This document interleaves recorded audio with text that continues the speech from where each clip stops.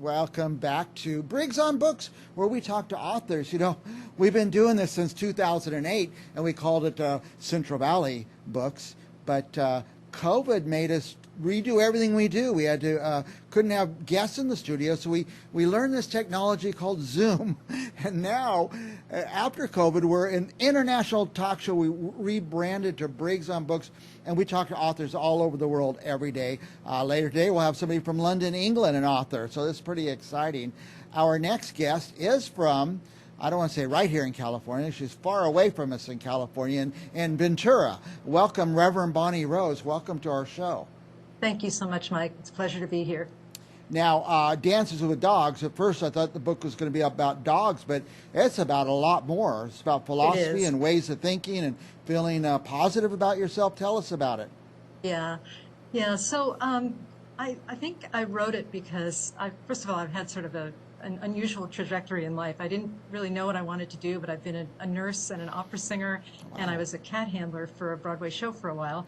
And then we got a dog that led me into ministry, oddly enough. So it's a book about the You've intrigued me. You've intrigued me already. The dog led you into ministry. That is great.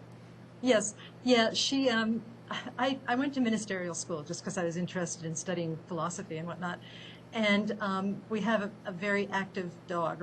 It's not the current dog we have, but we tend to select this breed called Vizslas that are big, red, mighty hunting dogs, and they need a lot of exercise.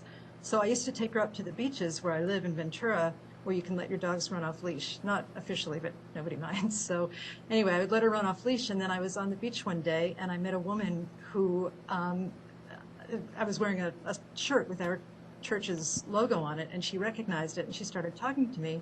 And after she left, I said to Stella, our dog, I said something like, I never really wanted to be a minister, but if that church in Ventura opens up, maybe I'll consider taking that job. And then 2 weeks later, the minister resigned, and I just couldn't ignore such synchronicity. I just felt like I had to apply for the job. So I did, and I got it, and here I am, almost 20 years later. Yeah.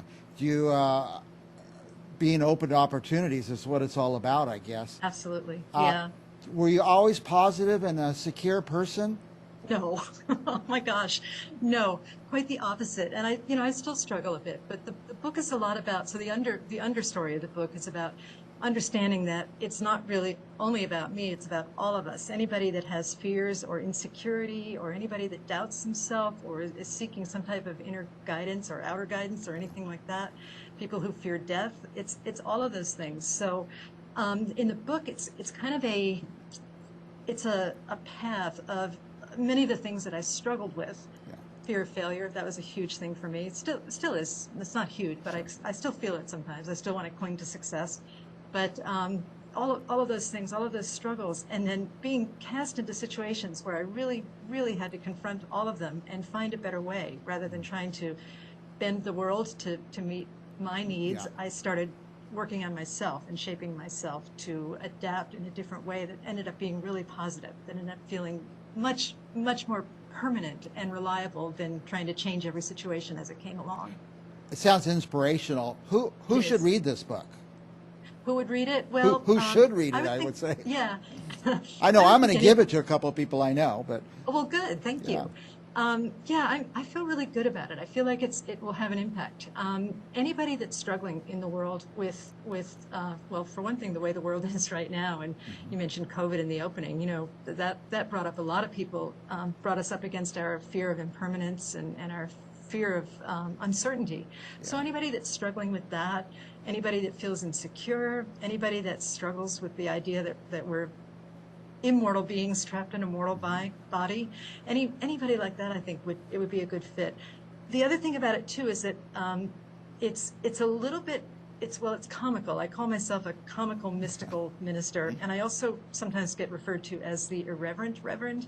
So okay. There's a little spice to it as well. And people that have read it have said they've laughed and they've cried. So anybody who enjoys laughter and crying, I think would enjoy it. How about people who maybe are on the right track or kind of sure they're on the right track?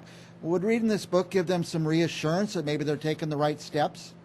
Yes, thank you for saying that. It also Yeah, the right track, like being able to change ourselves versus rearranging the world around us. And I think it goes deeper too in understanding the true nature of being, which is, I don't want to get too much into it here, but we're mystical beings. We are the divine here in a human form. And one of the quotes that I quote a lot is from the Gospel of Thomas, which is a little known gospel by most mainstream people, but it's the kingdom of heaven is spread around the earth, but we do not see it. And so this book is helping us recognize the realm of heaven, or the realm of grace and goodness. It's around us all the time. And it's kind of a stop and smell the roses type thing, but even more expanded than that. I'm going to put a picture on the screen that you sent me, and it looks what I would call the most beautiful church I've ever seen. Oh, thank you. Yeah, yeah, it is a beautiful church. It's Mayan architecture. Do I see the ocean in the background? That's the ocean in the Oh, my background and palm goodness. trees. Yeah. I was going to yeah. say, what's the architecture? It's Mayan. Mayan. Mhm. Mayan architecture. And whereabouts is that in Ventura? Well, it's right downtown. It's Okay. on the corner of Laurel and Santa Clara Street. So it's downtown. It's a historic landmark, Yeah. and it's a big church with no parking, because back in the day there weren't as Yeah. many houses around. It was built in the late or the early 30s, I believe, and we have a great group of people that just really like to celebrate and have fun, and also like to go deep spiritually. So it's a Nice. really lovely center. I'm so glad I said yes to my dog's urgings. You know? I know. Now, we have your web address, revbonnierose.com. What would people find there? Well, I'm just getting started. This is my first book, but they'd find some pictures, some color pictures of just what my life is like, and links to purchase the book if you'd like. I am starting a blog, but I don't have a post on yet. And there's also pictures, like there's a theme in the book of trips that I've taken to India. That was another thing I didn't want to do, but I just felt divinely led to go. So there's some pictures of some of the good work that we've done in India, that I've been able to participate in India, and yeah, that's about it. Just a little bit more about the book and a little bit more about me. Yeah. And if people want to contact you, they could contact you through the website? Absolutely, Because absolutely. people are going to have questions, I got a feeling, when they read that book. So, I think so. Yeah, yeah. well, it's very exciting. I like your kind of light, comedic, almost comedic approach, and I think people are going to be very attracted to this. I think the book's going to be very useful to a lot of people. I can't wait to read it myself. I'm going to read it, then have you back on the show. How's that? Okay, sounds great. I love Last that. thoughts. We're way past time. I could talk to you for hours, Bonnie. Oh my goodness, that went fast. But Wow. any other thoughts? Anything you want our viewers to know? No, just you know, the message of the book is just to open up our eyes and just see how beautiful life is. And it can be beautiful no matter what is going on. We can find beauty someplace.